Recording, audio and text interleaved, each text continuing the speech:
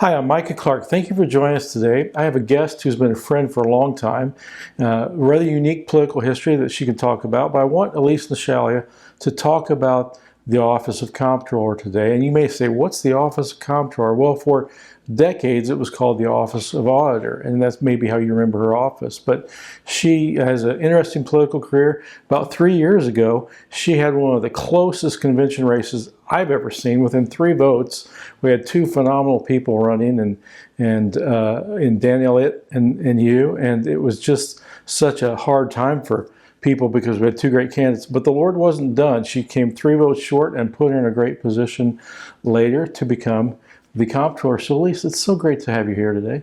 Thank you, Micah. And I've been a real fan of your work for the family for decades. Disclaimer, your mother and I, who was a former legislator, have been friends for over 30 years. I actually have a card table and chairs she gave my wife and I for our wedding for a wedding gift 27 years ago. We still use it.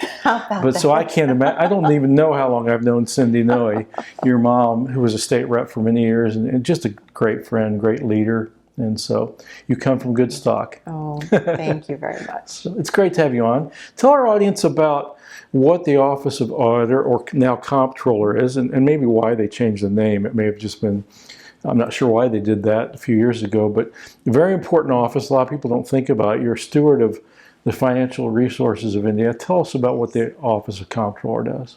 So we are responsible for the accounting and the reporting of all of the state's funds. Okay. We also handle payroll for the state's employees, pay all the bills for the state of Indiana, and then all of the tax revenue that's collected on behalf of local units. So that would be counties, cities, towns, and school districts. Okay. We are responsible for distributing that revenue back to those local units so those dollars can get to work for Hoosiers. And then in addition, we also administer Indiana's transparency portal. So putting all of the great financial data for the state at the fingertips of Hoosiers. Well, more than half our budget goes to K-12 education. You write a lot of checks. Yes, That's a lot to oversee. It is, and we've just got a dedicated and diligent staff that every day loves coming to work to serve the people of Indiana and doing those very technical jobs on the fiscal side of management for the state.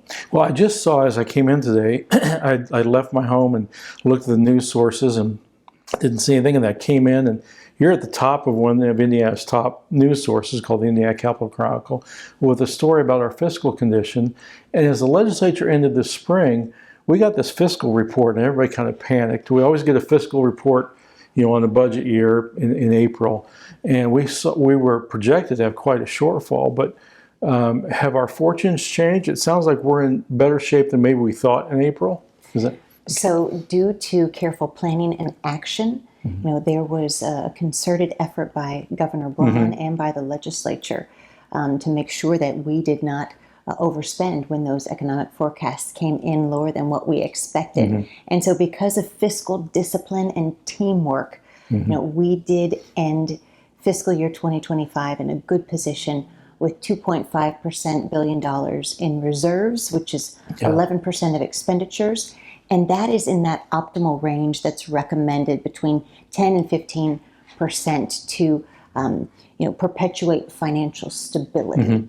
And we are able to fund government for 40 days with those cash reserves, and the recommended amount of reserves to have is to be able to fund government for 1 to 2 months. So we're right in there. I saw that 11 to 15% allows us, I hope we weren't at risk of losing it, but it allows us to keep our AAA bond rating, our high bond rating, because of that fiscal stewardship. Which is exceedingly important. Well, tell our audience, because I'm not real clear, and our audience, what is the difference between the Comptroller's office and the Treasurer's office? It sounds similar. What's the difference between the two? Right. So the money comes in through the Department of Revenue, goes to the Treasurer's office. They invest the money, hold the money, keep it liquid, but also looking to earn a return on that money while we hold it. And then as the money needs to be distributed out, then we work in tandem with the Treasurer's office to get the money and send it out to where it needs to go. Okay. So what type of hiccups do you run into in your office, and what are some of the things you have to look out for to make sure your office runs smoothly? I'm sure if somebody doesn't get their checks, that's being allowed. You get phone calls on that. What types of things come across your desk like that every day that maybe consume some of your time? Well, I'm showing how little I know about your office. We've been working to incorporate advanced technologies in our financial reporting system to streamline that effort, as well as we updated our timekeeping program. Okay. Just again, looking for efficiencies that we can gain. These are our own Doge efforts, right? Yeah. To streamline government and service to Hoosiers and make sure that we steward those hard-earned tax dollars well. But we're also leaning into AI. Oh, okay. Yes, this is a brand new frontier for many of us, and it's a little bit of, there's a little bit of trepidation there, but you got to lean in when you see the incredible abilities of it. That is what empowered Doge at the federal level to go through massive amounts of data and find abnormalities that pointed out waste, fraud, and abuse. So we are just getting ready to do a request for information from vendors to share with us what could they do to help us with our accounts payable process to make it more streamlined, to help us find those abnormalities, again, like they did at the federal level, to take over some of the key entry work, and then having our people really use their emotional intelligence and their critical thinking to look at problems that may emerge. And so that's the direction that we're really excited about going into and forging into that new arena. Well, now I should say this too. You were in your run. You've been in office now 3 years. Is that correct? So just you were appointed. I'm getting yes. You were appointed. So it's only been a year and a half. You've made a lot of headlines in a year and a half. Well, there's been a lot of good work to do. Well, tell me about, we have a national conference in Indianapolis next week, or this week actually. There's 2 conferences back to back I'm aware of, called ALEC, which is the American Legislative Exchange Council for State Legislators. And it's somewhat of a more conservative group. They do a lot of great policy work. And you've got something to tell us about that has some national implications that our audience, I think, will like. Thank you. I do. I brought some show and tell for Yes. you and your listeners today. So before me is Indiana Senate Resolution 51. So let me tell you this story first. I was invited to speak to a group of legislators while the session was still going on, and they were asking me to share about what we're doing as state financial officers with our National Debt Crisis Task Force. So we were talking about the massive problem of $36 trillion of debt, and how the interest payment alone is greater than the entire annual budget for the United States military. Yeah. It's also greater than the annual budget for Medicare. So this is a problem for us, and the burden of it is really starting to be felt. So at the end of this discussion, several of them leaned in and said, okay, what can we do? Oh, because I had mentioned to them here, about this for you too. I had mentioned to them how we had come together 37 state financial officers from 27 states to issue this letter to every member of Congress and to President Trump, stating that, as leading fiscal officers for our states, we understand the severity of the national debt problem.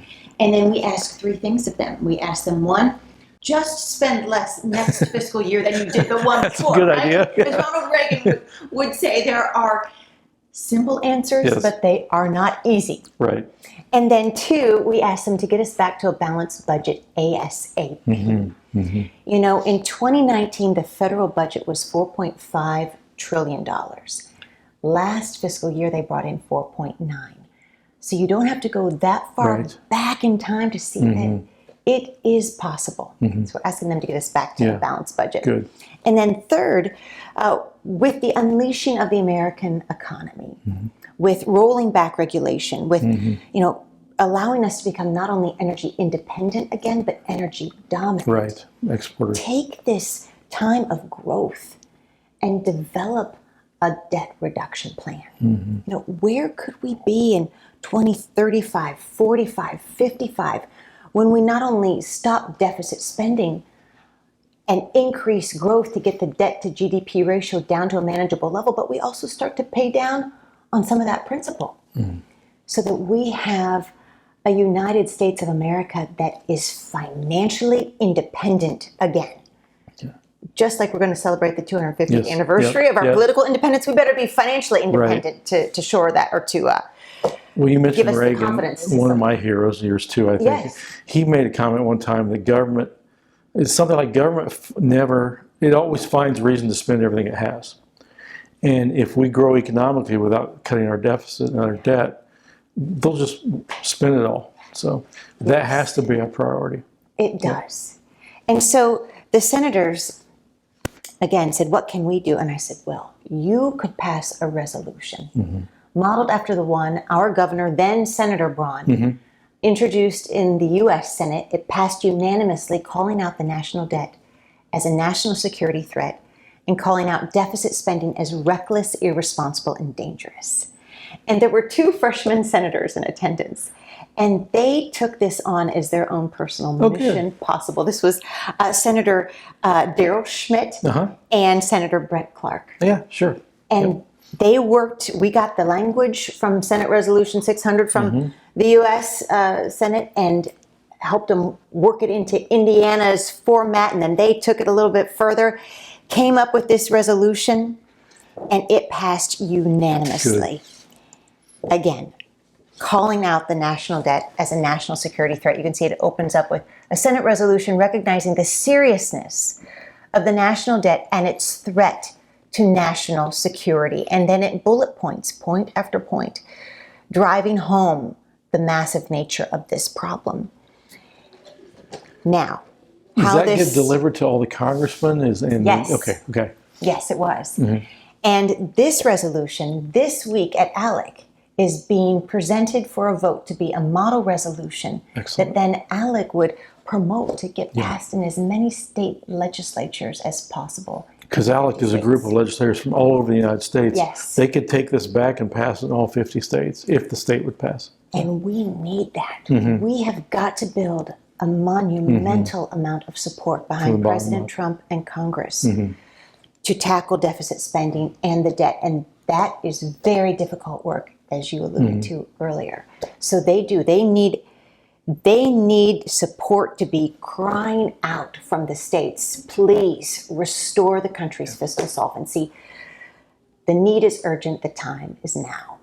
Well, I think Indiana is a pretty good model. Unlike some states, we have a balanced budget requirement. Yes. I look at Illinois, for example, and all the problems they have financially.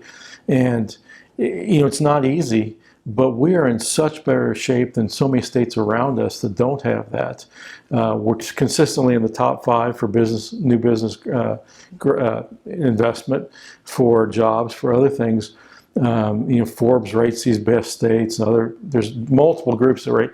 We're always up there. Everyone talks about Texas and Florida, North Carolina, and so we don't get the attention we deserve sometimes for the fiscal responsibility that we do have. Not that there's not room for improvement, but thank goodness for that balanced budget requirement we have.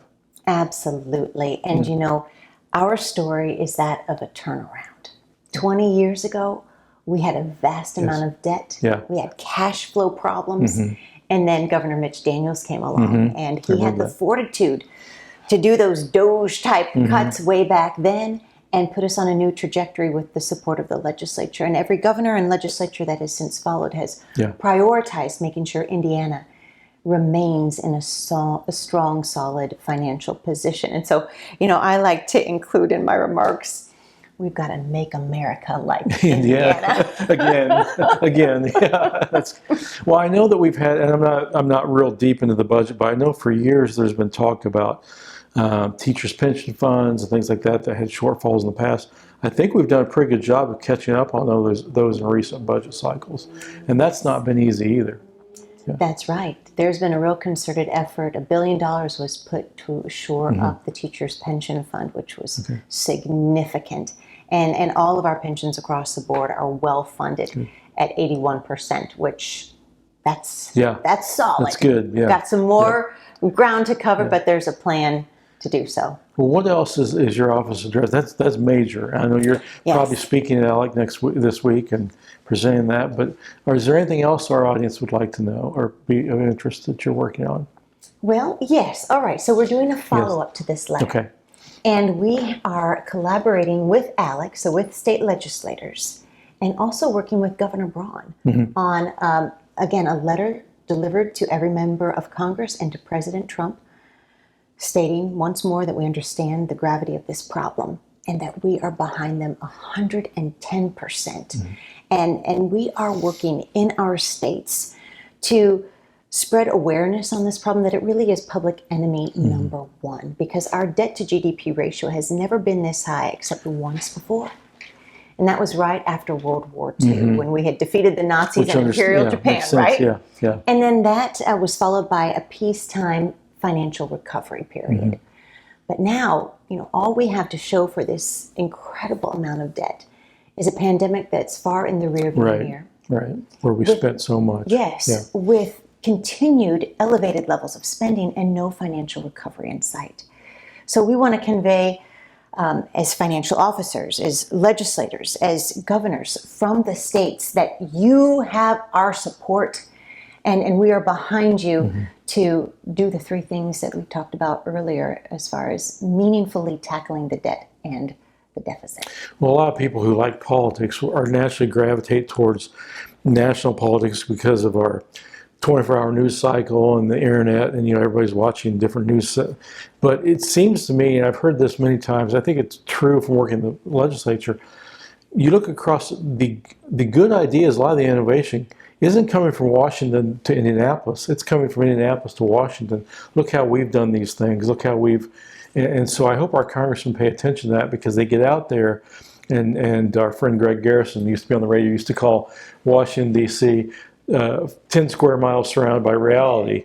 And a lot of the innovation comes from state leaders like you and the things that we do to keep our house in order. We just need Washington to do the same. So. Yes, we are known as the laboratories here in the States, and when we get it right, let's pass it on and copy it abroad. So, well, I think I can do this. We're a 501c3 to endorse, but you are running for office again too, aren't you? Yes, I am. Yep. Okay. In 2026 through the convention process, and then most hopefully on to the general election in November of that year. Well, best of luck to you. You've done a great job. It's been great to watch you. I was so excited when you were appointed. I have to say, at the convention, it was so heartbreaking to see you come within 3 votes. I had committed to Dan Elliott. Understood. Before you got in the race. Yes. Dan's a dear friend. We've had him on before. Too great, but I'm so glad the Lord put you where you're at.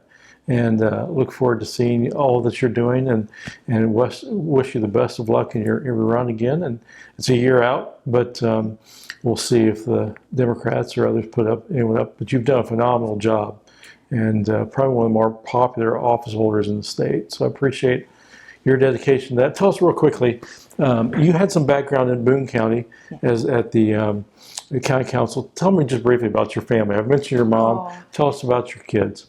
Sure. Well, we have 4 children, 2 daughters and 2 sons, and our daughters have both graduated from college now and are working and getting their MBA at IU. All over. One's married, all right. So he is a dental student at IU as well. And then our 2 sons, our youngest just graduated from high school. So we are entering that empty nest phase of life.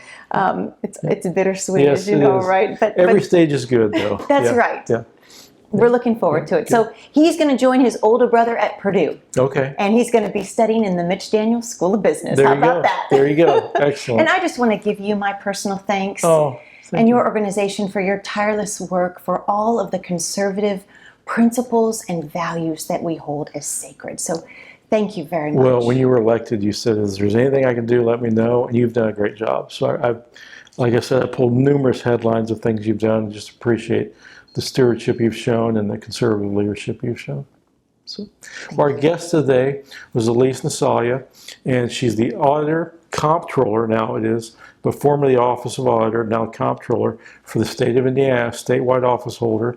And I hope this gives you a little better idea of what this office does, how important it is to our fiscal health in Indiana. And if you have any questions, please feel free to post those in the comments below. And again, I'm Micah Clark, American Family Association of India. I hope you have a wonderful weekend, and thank you for joining us today.